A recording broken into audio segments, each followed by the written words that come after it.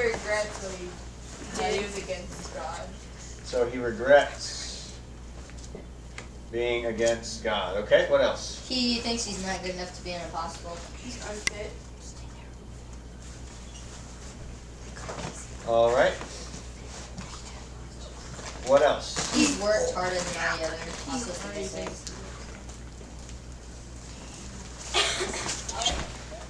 Anything else big? When do you need to take this? No. Okay. Galatians, what does Paul say about himself in Galatians? He regrets what he has done. Okay. Before breakfast or after breakfast? Okay. Sorry, my writing's awful. What else?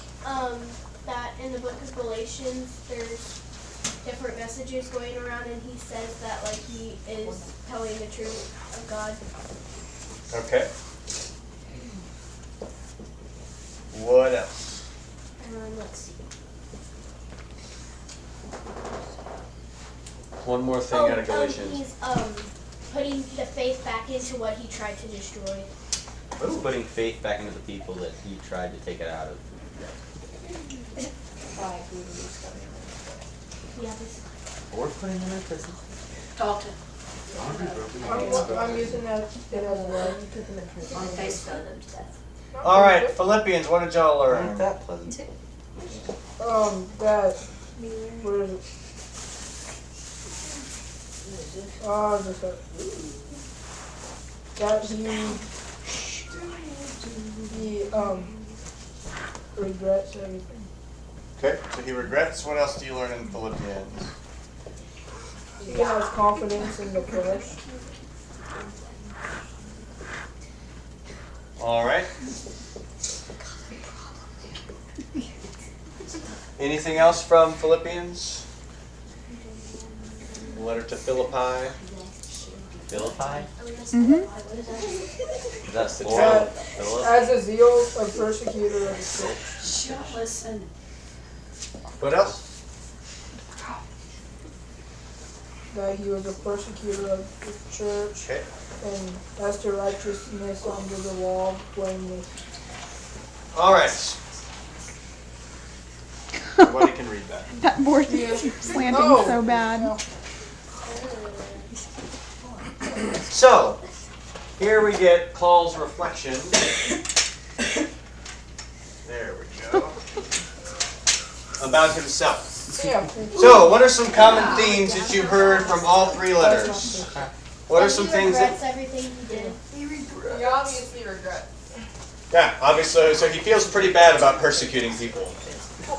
Probably putting them to death. Do you think he's feeling some guilt about that? Yeah. Yeah, so he regrets being persecuted. What else? He feels like God would never like forgive him or something. I don't know, because it says That he feels God. like he's not good enough that- for God to forgive him. Oh, so feels he's not good enough. Okay. But then he kind of does at some point. I know he says, I think you Because know. he's like, He does- he he- says that's on the Travis. contrary, I've worked harder than all. That's true. Yeah, he works a lot, but he feels like he can't do it. Okay. Hold on 1 second. Hold on to that thought.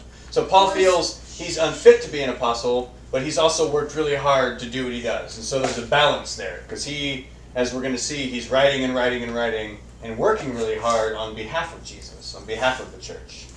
I think he says in y'all's letter he's untimely born, so he never got to meet Jesus, right? Even though he lived about the same time, he never got to meet Jesus. So maybe there's some sadness in there that, oh man, I really wish I could have been a disciple like Peter or James or John, who he meets. Maybe there's some sadness in there. Yes. Well, why did God accept him whenever he killed all those, the other guy that was Christian? Why did God accept him? I don't know. Why do you think? Why do you think God would accept him? Yes. Because he needed somebody who would cause like the most shocking impact to the rest of the world. So if somebody who's been chasing down these people and killing them suddenly tries to start helping them, make them grow, it's gonna spread news about these group fast. Yeah. So do you think that when Paul walked into the room for the first time as a person promoting the church, that people were a little nervous? Maybe like, oh, this is going to be a trap, right? He's going to bring us in and then arrest us all. So maybe there's that shock point. That's interesting. What do you think? Do you think there's something else to that? Did he give I don't know. Did he give up his job? He didn't have a job. Yeah, no, he he's did. still. Yeah, His job was to kill the Donate. people who ended up helping, so I guess he Was kind he a of. writer? much, yeah. Like a scribe or something? He was a writer, so he was well educated. We're going to talk about that in a And little bit. was he baptized? He was baptized. We learned Because that in he's Acts. Jewish, Mhm. so Jewish people get baptized. Y'all remember from the video what he makes at the very beginning of the video a couple of weeks ago? He puts up all of these. Scrolls. Nope. Like banners? No. No, that was that. He's a tent maker. pilot. Oh, yeah, that. Oh, Remember all the tents that he puts up? Yeah. Roar. So he never stops doing that. He writes at one point that. So we're going to look at his travels here in a second, but as he's traveling around, he does keep a job. He helps pay his own way. So, Karis, you had something? Oh, you had your hand up. You forgot. Okay. Hold on. Jewish people don't get baptized, but people who were Jewish did get baptized who believed in Jesus and what Jesus was teaching. Yes. Wait, so Jewish don't Jewish get people, baptized? No, baptism is Jewish- strictly Christian. But Don't Jews only but believe Jews in Jesus that or believe in only God? Jesus, Only believe in they God. don't believe in that Jesus the Jesus is Messiah. God's son. That's I actually believe he was a great pretty prophet. complicated. Right. Okay, I'm But they believe confused. that Let's he check. was like- Let's go back to Paul. Wait, what was your question? Good question. we're getting there. Wait, I think I remember. 'Kay. When you were talking about the reason why God forgave Paul, Uh-huh. I think I was going to say to make people believe again. Okay. So yeah, Paul says that. He believes So that he's- people are new. So Paul writes, I think that was y'all's, that he's helping to put faith back into people that he took away because of his persecution. So he's definitely trying to help people at this point. All right, so those are some of Paul's self-reflections. I have a question that is. No, it's not off topic. It's complicated. Okay. The Christians were kind of defying the Jewish people like this the whole time they were forming, Mm. and kind of after. But God says in the Old Testament that Jewish people were His chosen people. Mhm. So why did the because Christianity eventually became the main faith of Rome, Mhm. and Rome eventually just wiped out the Jewish area completely. So why did He send His Son to create a faith that would lead it to the death of His chosen people? So one, Jesus is Jewish, understands himself as Jewish, understands his call and his ministry as a movement of Judaism. And so the early movement is not Christian, as we would think. It's not this black-white Jew-Christian issue. They're not separate. They're actually very much similar in those first 100 years or so. It's not until probably 2 or 3 generations after Paul that we start getting this separation and divide. So, the early movement that we're talking about, the ministry that Paul is doing, is still a Jewish ministry. He's still ministering to Jewish people. The understanding is different, is that the Messiah has come, and the Messiah was Jesus. The Jews had been expecting the Messiah, but some of them didn't fully believe that Jesus was that person. That's actually the big question for the movement, is Jesus the Messiah? And Paul argues that Jesus is, and that's how salvation has come not only for the Jewish people, but also for the Gentile people. So what Jesus does is actually continues the story that God has been writing all along. But people start to differ about that. So that's a complicated answer to your complicated question. Give me 2 seconds to come up with another one. Okay. All right. So let's move on a little bit here.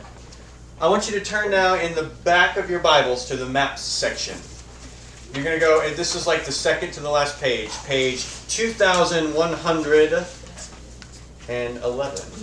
2111. Eli, how did you even think of that question? I'm still trying to wrap my head around the baptism.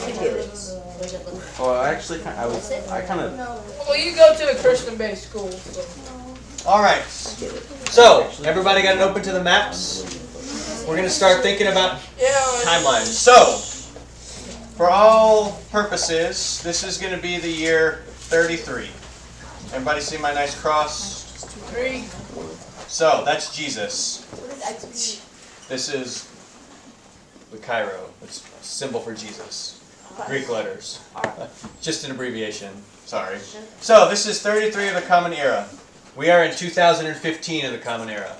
Hold on. Let me get through the timeline. All right. So Paul. Let me get this date right. So we think Paul is called sometime in the 40s. All right. Paul's first letter, we think, is written in the 50s. The year 64, we'll just draw a nice X here for Paul's death. And we'll put X's over his eyes and his tongue sticking out. He's dead. So, Well, Paul dies in 64. this is good. In 66, the temple falls. So this is the timeline. And after the temple falls, that's when the Gospels are written. All right? So Paul is doing all of his work before the Gospel of Mark is ever thought of. Okay? That's where your map comes in. You see at the bottom, and I know it's dark, it's hard to see. You see the legend there at the bottom with the different colors? No. Yeah. With the different colored arrows? Yes, sir. Oh, yep, I see Okay. it. I have that. So, his first missionary journey is when? Red. What are the 46 years? to 48. 46 to 48, so 2 years he travels. Doesn't travel that much there. His next one is what? 49 to 52. Then his third one is probably his longest, 53 to 57. Then 69 to 60. And then 59 to 60. Okay, so Is that he's the one traveling where a he lot. Dies. Huh? Is In that in the Rome. 60s? Is that the one where? Yeah, he so dies? when he goes to Rome, he's a prisoner. So he gets captured, taken to Rome as a It's prisoner. not really a journey then. It's more like a. Destination. Dragging. Away. Yeah. But he wanted to go to Rome. And we learn at the end of his letter to the Romans that he actually wants to go further. He wants to go to Spain. So he wants to take the gospel farther than anybody ever had. Okay? So, some of the cities. So if you look, I wish I had a bigger map. You see in the middle where it says Asia? Yeah. In the kind of in that middle circle where it Oh, says yeah. Asia. So we're in Asia Minor. All right. All those lines, is that where he traveled? Yep. Dang. So, and that's where some of the early churches are. All right. We could go through all of those names and locations. All right. So the letter that y'all read out of the Corinthians is written to the people in Corinth. Can you find Corinth? Yes. It's over in Greek. Yeah. So, y'all's letter to Galatians is written to the people of Galatia, but you'll notice there's no city named Galatia. Notice it's a region. We're not quite sure exactly where Paul was writing to, but it was to some group of people in that big region. Okay? And then y'all had what? Philippians? Yes. Wait, That was to Philippi. That was to the town of Philippi. Yes. this is really off subject. Huh? But why is there a Philadelphia in Asia? Because that's actually where Philadelphia is. Is it really? Yep. Right. Philadelphia is technically What? New Philadelphia. Yep, Philadelphia is a really ancient. There's actually not much left of Where? the original In Philadelphia. Asia. That's why it's not called New Philadelphia. City of brotherly love. We don't have New it. Oh, Philadelphia. it's only on my special 24. My brother better not live there then. So, That's a different topic for a different time. What? Why it's called Philadelphia. so Philippi. we've got Paul traveling, and I know the map looks small, but I was in Turkey a couple of years ago, and it took us 3 days. And I can't point it out because actually they don't have Istanbul on the map. But we flew into Istanbul and drove down to Pergamum and Smyrna and Sardis, and Is it Turkey like in Europe? Eastern Europe. Eastern Europe. Eastern. And what So this is modern day Turkey in 2013, 2 years ago. So Paul did all of this on foot. He did all of this traveling on foot. What? Even across the ocean? Well, Yeah, how that did you he do did on boats. Really? He He's did on walking boats. underwater. That'd be awesome. Just Like Jesus. He's walking I on. know, right? Boom, he's over there. Boom, he's over there. So Paul does a lot of traveling. Flash. All right. Let's have some serious news Walked away from Rome. So the reason he's able to do this is actually because the Romans built a really awesome infrastructure. They had a really great highway system. Some of those roads are still there today. Rome was really, really good at building things. And so the reason that someone like Paul could travel, is because the road system is there. They had great shipping lanes, lots of boats. This is the reason that the gospel spread so quickly. And tacked on to that is people are writing letters. One thing we know about the movement is that people are writing letters. That's what we're studying, is Paul's letters. Actually, 24 of the 27 books in the New Testament are letters. 24 of the 27 books in the New Testament are letters, including the Gospel of Luke, as it starts out to Theophilus. All right? So they're communicating by letter. And because the Roman roads are so good, Paul could write a letter from, I don't know, Troas or Ephesus. He could write it to the people in Corinth, and it would be there in 2 to 3 weeks. It was that fast. Dang. And I know we've got instant communication. You know, Paul could text. What would Paul say via text message? He could keep up with people. The British are coming. The British are coming. Remember they're coming. That would make You do like a lot group less things text. a lot more interesting. Tell everybody. So, people are traveling all the time. That's how the gospel is spreading. So when Jesus says, take my message to the ends of the earth, that's what people are doing. Paul is one of the first examples of that.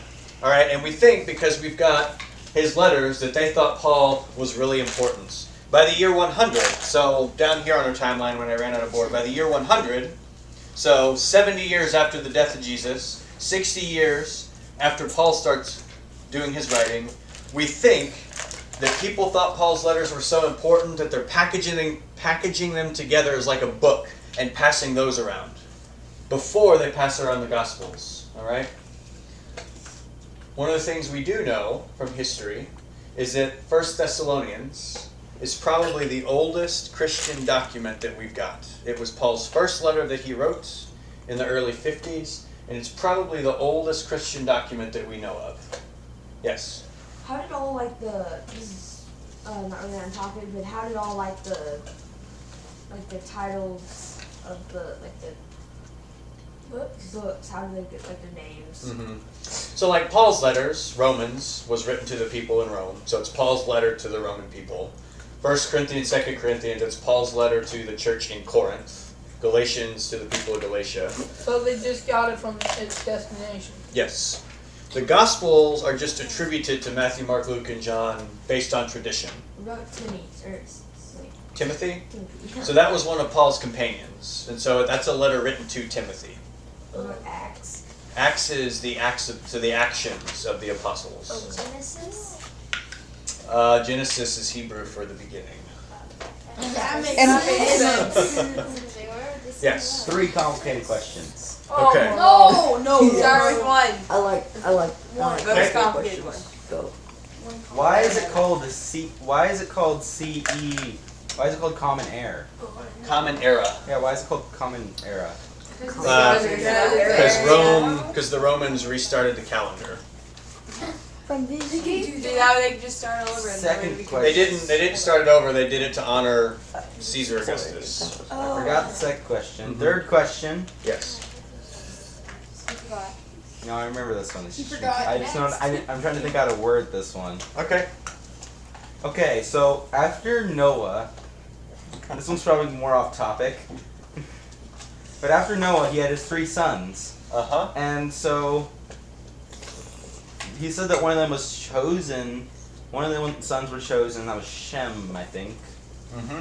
And so, why was it that they let Japheth be a jerk to all the other sons the whole time when he was not the chosen? So Japheth got to prosper even though he wasn't the promised one, Uh-huh. and he got to be a complete jerk to the people that were promised and the people who were said to be cursed the whole time. Uh-huh. Which actually didn't do Off the top of my head, I'd have to look. I don't know. It's been a long time since I've studied good Noah. that. I've stumped it. Okay. Okay, I need to let's remember bring my it back to second Paul. question. I So- remember my second question. It gets a little Oh, I complicated. remember the second question. Okay. No. Okay, so it says that Cain had like steel and complicated structure and stuff. Mm-hmm. So if the Indians never had the wheel, Mm-hmm. when did they go across? Because the flood would have wiped them out, but there was already the story of steel before the flood, steel and wheels and stuff. And so when did That's they a go much more across? complicated question than I can get into right Does now. that mean it's possible they survived the flood? Because they came across. We'll work on that. That's a good question. We'll have to work on that another time. I don't have time to go into that. That's a good question. Okay, so y'all need to pick a day and Eli and Pastor Casey. Everybody died in the world when Noah Ark and the world flooded, and there was only one family. Yep, there was. Yep. So here's That's how. here's the complicated part about those old stories. This is the complicated part. Is that every ancient society had a story about a great flood. They all had it. Does it mean that it happened? No. This is where we get into what is fact and what is myth. And that's a really big, open, debated topic. What we know is that the Canaanites had a flood story, the Egyptians had a flood story, the Israelites had a flood story, the Far Eastern, early ancient Chinese, they had a flood story. How did the Egyptians have So all of these cultures have an understanding of a great flood, probably because they all live close to rivers. That's where they were able to grow crops. And so the worst thing they could think possible was everything getting wiped out by a flood. So did they think it happened at some point? Yes. Does that mean the whole world gets flooded? No, because they don't know what we know now. They don't know that the earth is round and all of those things. So That was funny because they thought they'd fall off the end of the earth. Yeah. We should just find out when we get to heaven. that's one way to think about it, yes. So these are really, really complex things. All right, the Bible early on is not a science book; it's a story book. It's telling the story of who God is and how we understand ourselves as God's people. It is actually physically possible for an event to happen that could cause the flooding of the whole Earth. It's called those volcanic cracks that are in the bottom of the ocean. They cause enough steam buildup that it raises the water up, and it just makes it all go up and cover the land for a short amount of time. Glaciers. Until Yeah, eventually glaciers the glaciers melting would barely just get rid of Florida, Yeah. not take out the entire land. Oh, that, I mean, Antarctica. No, all of them. All the ice. All right, one more question, then we really gotta get to the whole Alright, puzzle. this is more like just a fact. Well, supposedly, in like 1934, there's the scientists found a boat in I think it was Turkey, and he thought it to be the last resting place of Noah's Ark. Although there were many skeptics, they referred to the Bible to find out the measurements, and when they went to the place, it was the exact measurements. Even though there were still more skeptics, a little while after that, they actually went to the place and found fossilized wood. So petrified wood.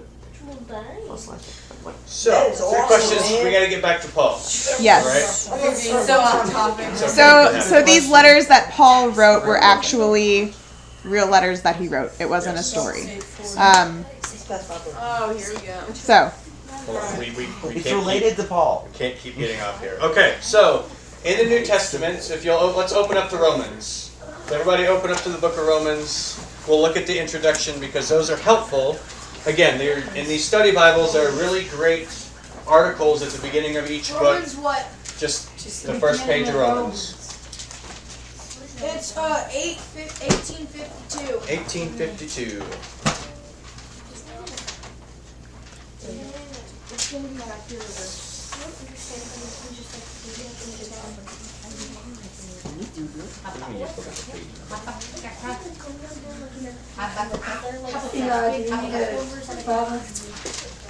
Yes. I feel bad for the person You have one? That's not my fault. I'm very new about it. Oh, okay. I'm sorry. Computers. They do amazing things. Romans. 1852. Whoa. Sounds like a good year. Everybody there? 1852, people. He's gonna sleep with you. So this is the first page. All of the books of this study Bible have that. River, yours is not going to. Not? Not, I mean, it's going to have the beginning of the book. Oh. But it gives you a rundown. So if you want to read details about what we know about the book of Romans, Paul's letter to Rome, you can find it there, all right? What scholars debate, and what we know, is that there are 13 letters in the New Testament attributed to Paul. 13 letters that bear his name. Paul did not write all of these letters, all right?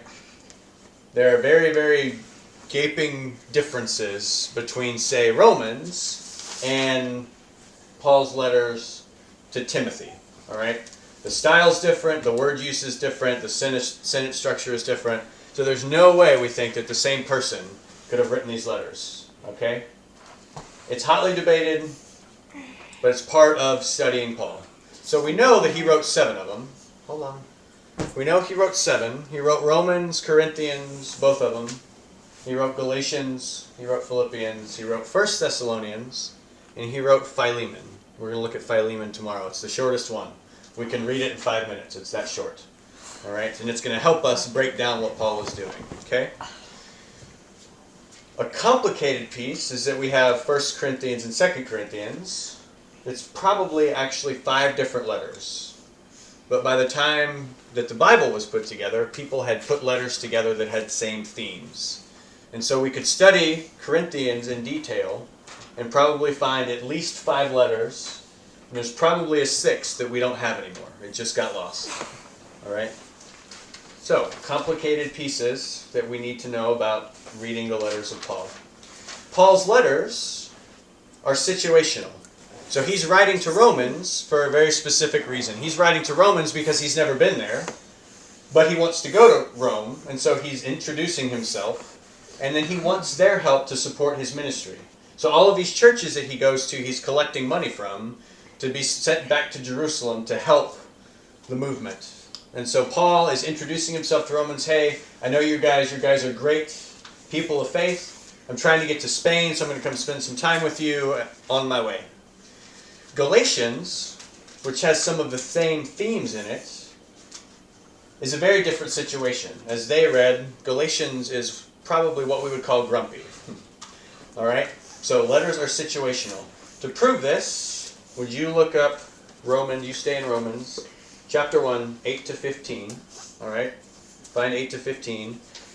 Can you go to Galatians 3, 1 to 5? Yes. Do they have any of Paul's actual letters? We don't have the original ones. No. Did we? Do Once. they I'd hate have to like be the any guy that lost scrolls it. from the Bible? I know, Or dude. written? I like looking I'd be like, Are they in museums or where are they? Yeah, like didn't it It'd be kind more of than like that. the It'd ocean be like a 14 and a half. The Dead Sea No. Scrolls. That was So the the that Dead was Sea the first Scrolls were discovery. found in the hills up Billions. next to the I Dead know Sea. it'd be like And weren't they There the was a first shepherd Old boy Testament throwing books? rocks into a cave, and he heard something shatter, which turned out to be a jar which had letters in it, and Which documents. Galatians? Galatians chapter 3, 1 to 5. That was a good discovery. Yes, that was a huge discovery, actually. How did Paul have time to write all his letters? Because he was constantly traveling throughout his lifetime. That's a good question. Eli had a good question. How did Paul have time to write these letters? So he wasn't constantly traveling. He would stay in places, like he lived in Ephesus, we think, for a couple of years. And so he had time to stay there and write to other places. He stayed in Corinth for 18 months. And so it wasn't just rush here and rush there. He would, a couple letters he actually wrote from prison, and he says that because Paul was arrested several times. And so he had time to write while he was in prison. Okay. Everybody listen, read 8 to 15.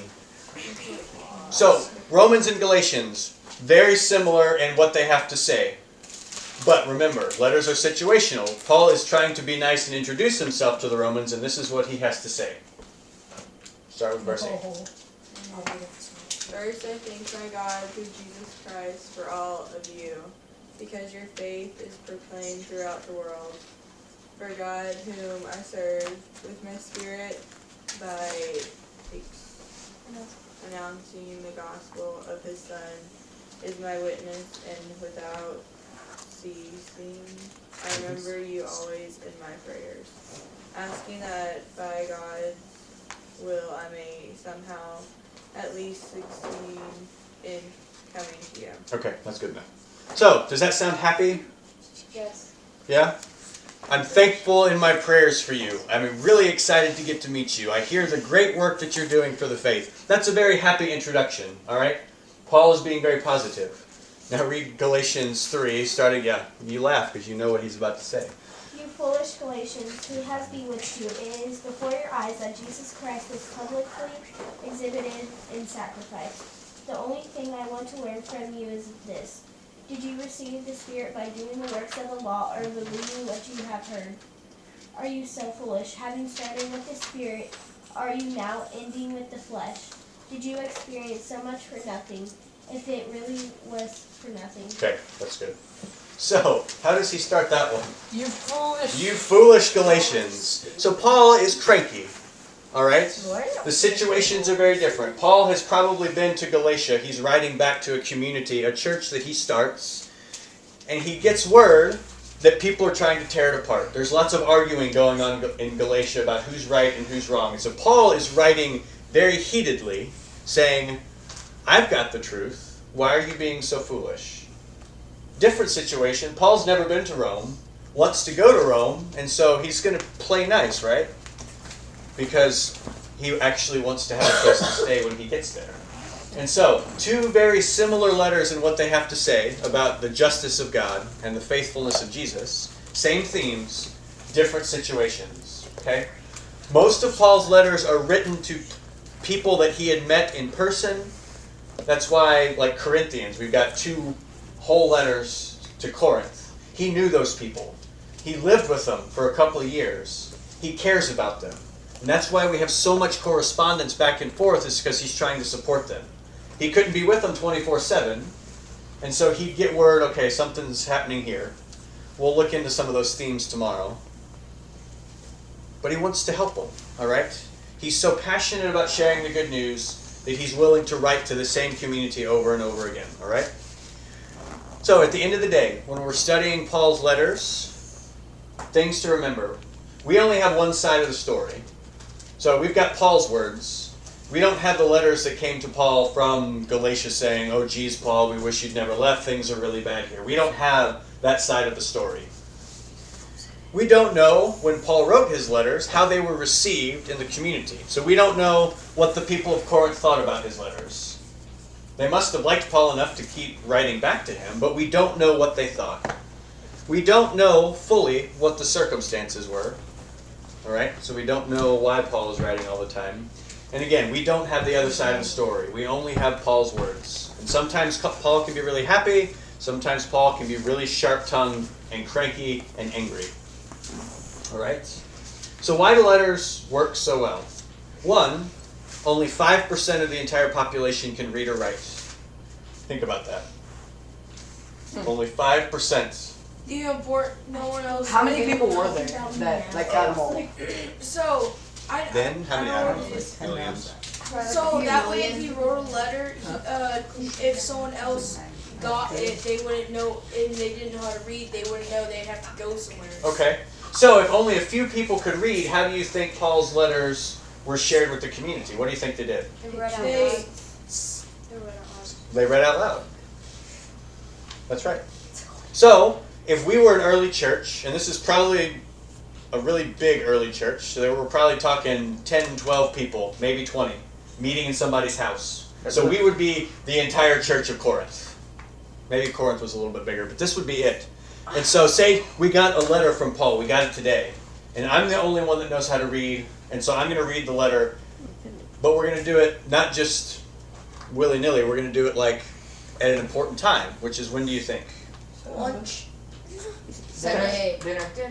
Sunday. What happens on Sunday? Sabbath. Worship, right? So we're going to do it in worship. We're going to read the letter in worship. And the way worship looked in those early times, it probably happened around a meal. Meal pointing to communion, right? Sitting at the table with Jesus.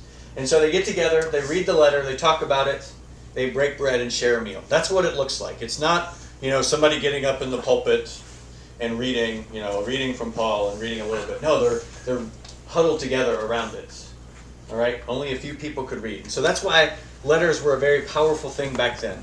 Tomorrow we're going to be a little imaginative, because we, just like Paul, have been called into this ministry of sharing the gospel. And Paul gives us a great foundation, but how many of you actually write letters? I've written one before. It depends. You've written one before. I've How many of you write like a letter a week of some sort? Never. I hardly Never? ever Right, we don't write write letters anymore. Some of you do. Alright, it's not dead, but we communicate in other ways. And so we're going to break down tomorrow, I think.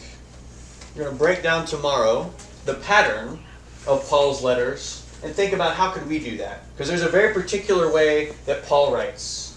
He's not just writing willy-nilly. There's a form to it. And so we'll look at that a little bit tomorrow. Let me flip back through my notes here. You didn't lose your place, did you? No, just making sure I got everything. So, those are the basics of Paul's letters. There's lots of them in the New Testament. A bit about how this all came together. So, we've got Paul writing. He sends his letter to Corinth. People think it's important enough, so you probably have folks copying it, so that there's not just one letter being circulated around. So you've got somebody copying it, so that it can send out, hey, we in Corinth, we really like what Paul has to say here. We also know that you are followers of Jesus, so we're going to send you this letter.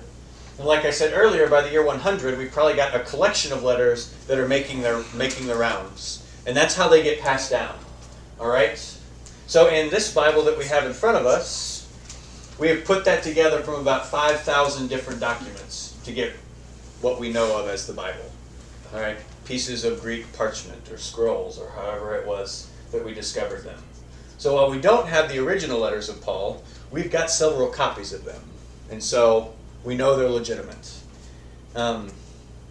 Again, I can't stress enough, Paul is the first witness that we have of Jesus. So that 1 Corinthians that y'all read, where Paul is talking about himself, that's him explaining what faith is at that point. And his whole message in that part of Corinthians is, we believe that God raised Jesus Christ. We know that Jesus is executed in Jerusalem, but we claim that God raised him. And if you read a little bit further, you'd see Paul say, there are 500 witnesses to this. And so he's defending his faith. He's saying, we know people who have seen this. I know it sounds foolish. He writes that in other places. But this is what God has done. God raised Jesus to new life. And so that's where it all starts. And we've got all of these letters. Yes? Do they still have the first Bible ever made? Well, So it would technically be a scroll. Yeah, it depends on how you would... And it was Well, bunch like of random whenever, books. put together. whenever they actually made like the first complete Bible wrote down in a book, do they still have that? No, I watched like we've a got 4 history- really old copies of the Bible. But I never When did they- written when the did red they- Yeah. That was my question. when did But the I little... can't look at that. No. When did he throw the rock? Yeah. What? Oh, year? in the 1950s. And found those jars. That's not that long. But the letters are 2,000 years old. Yeah, but that doesn't sound. So yeah, people are discovering stuff all the time. I mean, there's still archaeological digs happening. We're still finding stuff. Which is really cool, because in that discovery, in one of those jars, was the whole book of Isaiah. Which you think, oh, that's not a big deal. But it gave scholars a chance to say, these are the other books, the other copies of Isaiah we have. Let's compare them, because there are differences. So that was a really, really, really big find. They're still finding stuff from what was discovered in those caves. Really awesome. Yes, you've got to... I have a lot of questions. Okay. So. We'll save them. We can chat after this. Okay. We're almost done. Pastor Travis? Yes, Wait, so it was one jar or like an entire room? like a whole room full of stuff. Oh. Well, did it like float in there, or did they set them in there? The way the way you made it. Yeah, like how sound they like write a it. singular jar. Just yeah, that's what you. They were really big jars. Yeah, they were big jars. So what's this? They're like the I tall. thought it was like a it's little as tall jar. I as was a like, human. that was a lucky Little jar. cookie jars. No, I was we're thinking talking like- like huge I was thinking stone like, jar. dude, No, not little I jar, was like, big oh, jar. those big jars that they stored water in. Yeah, Dude, yeah. So there was a Why'd you community. put it in a case? There was a community about the same time, maybe a little bit before Jesus, that completely moved out of Jerusalem and took a whole bunch of their writings with them. They were worshiping God and doing all this stuff out in the desert, and they had copies of the Bible. They were called the Qumran community, and that's where all those letters come from. And we're really glad that they wrote them down and that they hid them away. Yes? What story y'all talking about? The finding of the Dead Sea Scrolls. Is there any other findings not of long ago. scrolls The guy besides? threw a rock at me like Yeah, but that was It's the not biggest in the one Bible. recently. And he looked and there was like scrolls. Wow, It's what like did the the biggest What did the Dead Biggest Sea one Scroll ever. like show you? It showed you like the Bible. It It showed was, one of the several. It was oldest collections forms of several the Bible. books. One of them was Isaiah. So What'd they do with it? I would They're have in been like, museums. it's scholars are studying them. Okay. Okay, so to wrap up this evening, because we're at the end of our time tonight. Good questions. But we think about Paul, so we're going to dig in. This was more of just let's get to know Paul. And so we know that he regrets persecuting members of the way. He feels pretty bad about that. We know that he's very confident that God has called him to spread the gospel, to spread the good news. That's why he's writing all of these letters. All right? We know that Paul traveled a lot. What are y'all doing? I like it. We know that Paul travels a lot, and he's starting all of these churches everywhere. All right? We know that eventually he goes to Rome and is executed by the emperor. So tomorrow, we're going to take a look at, okay, when Paul sits down to write a letter, he's got an idea in mind. There are 4 parts to every letter. We're going to learn those 4 parts. Every Paul. Huh? You say to every Paul. To every Paul, yeah. There are 4 parts to every Paul letter. Even like Romans, which is really long, and Philemon, which is really short, they have the same structure. So we'll look at that, and then we're going to think, okay, when we share the good news with somebody, how do we go about doing it? And so we're going to get creative. No, we're going to save it for tomorrow, all right? So, we'll do that tomorrow morning, and then tomorrow afternoon, we'll talk about Revelation. Yes. Which is... What time are we getting?